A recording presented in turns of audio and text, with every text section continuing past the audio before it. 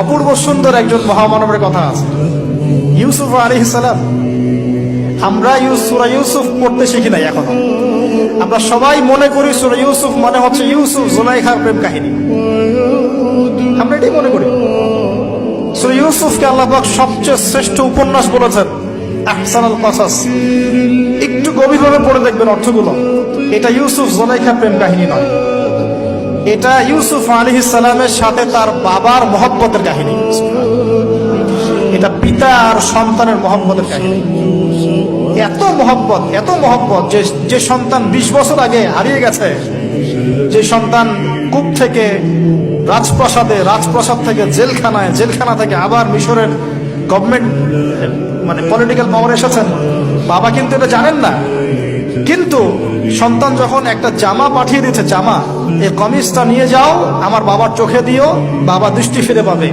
ওই কমিজ নিয়ে যখন কিছু মানুষ আসছে তার বাসার সামনে, তিনি বলছেন, ইন্নী লাআজিদু রিহা ইউসুফ, আমি আল্লাহর কসম ইউসুফের গন্ধ পাচ্ছি। এটা মারা বুঝতে পারবেন, সন্তানের গন্ধ পাওয়া যায়। বাবারা বুঝবো, সন্তান মায়েদের আমাদের ছেলে মেয়েদের গন্ধ আমরা বুঝি, এটা আমার ছেলের গন্ধ, এটা মেয়ের গন্ধ। ইউসুফ আলাইহিস সালামের কামিজ আসছে 1200 মাইল দূর থেকে, আরো বেশি বা কম হবে, আর এখানে তার বাবা গন্ধ পাচ্ছেন। মোহাব্বত, এই কথাটা, এই আয়াতটা আসলেই চোখ দিয়ে পানি বের হয়ে যাবে। ইন্নী লাআজিদু রিহা ইউসুফ, আমি ইউসুফের গন্ধ পাচ্ছি। আর মানুষ বলছে, আপনি পাগল হয়ে গেছেন, কতদিন আগে ইউসুফ চলে গেল, আপনি ইউসুফের কথা বলতে বলতে বলতে বলতে চোখ বন্ধ করে ফেললেন কাঁদতে কাঁদতে, এখন বলছেন ইউসুফের গন্ধ পাচ্ছেন। সুবহানাল্লাহ। তো সূরা ইউসুফ পিতা আর সন্তানের প্রেম কাহিনী, মহব্বতের কাহিনী, ট্র্যাজেডি লাইফের। ভাইদের ষড়যন্ত্রে চলে গেলেন কূপে, কূপ থেকে রাজপ্রাসাদে, রাজপ্রাসাদ থেকে জেলখানায়।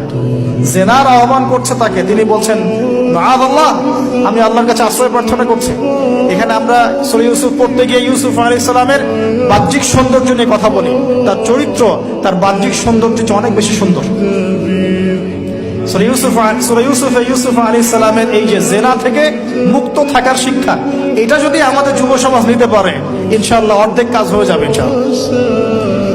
কত পার্সেন্ট যুবক আছে বলেন দেখি, একটু অনেস্টলি বলেন, সূরা ইউসুফ আলাইহিস সালামের মতো এরকম তাকওয়া, পরহেজগারিতা, জেনা মুক্ত জীবন যেমন করতে পারে। আমরা তো আরো ইচ্ছা করে প্রেম করি, অ্যাফেয়ার করি, রেপ করি, এই করি সেই করি। আর তাকে অফার করা হচ্ছে সম্ভ্রান্ত পরিবারের একজন রাজার স্ত্রী। ক্বালাত হাইতা লাক ক্বালা মাআযাল্লাহ। তাহলে এই মহামানব জীবন থেকে শিক্ষা আছে। আরেকটা বিষয় আছে, রুইয়াল হক, এখানে সত্য স্বপ্নের কথা আছে। তাই যারা বেশি পরহেজগার হবেন, আপনারা কিন্তু সত্য স্বপ্ন দেখবেন এবং স্বপ্নের সত্যতা ডিনাই করবেন না।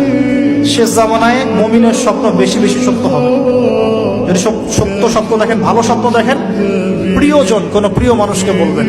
যদি দুঃস্বপ্ন দেখেন, খারাপ স্বপ্ন দেখেন, কাউকে বলতে যাবেন। এখানে পড়লে আপনি দেখবেন কাফেরের স্বপ্ন সত্যি হয়েছে। আরেকটা স্ট্র্যাটেজি আছে সূরা ইউসুফে, এর আগে একটা লেকচারে বলেছিলাম।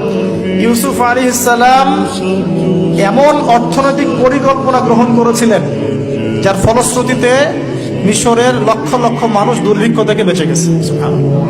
মানে এখনকার আমাদের পারিবারিক ক্ষেত্রেই হোক, সোশ্যাল বা ওয়ার্ল্ড অ্যাফেয়ার্সই হোক, ওই ইকোনমিক পলিসি যদি লঞ্চ করা যায়, ইনশাআল্লাহ তাআলা দেখবেন জনগণ না খেয়ে মরবে না। আর এই কথাটা আমি সবাইকে বোঝাতে পারি, বাংলাদেশের মানুষকে বোঝাতে পারি না।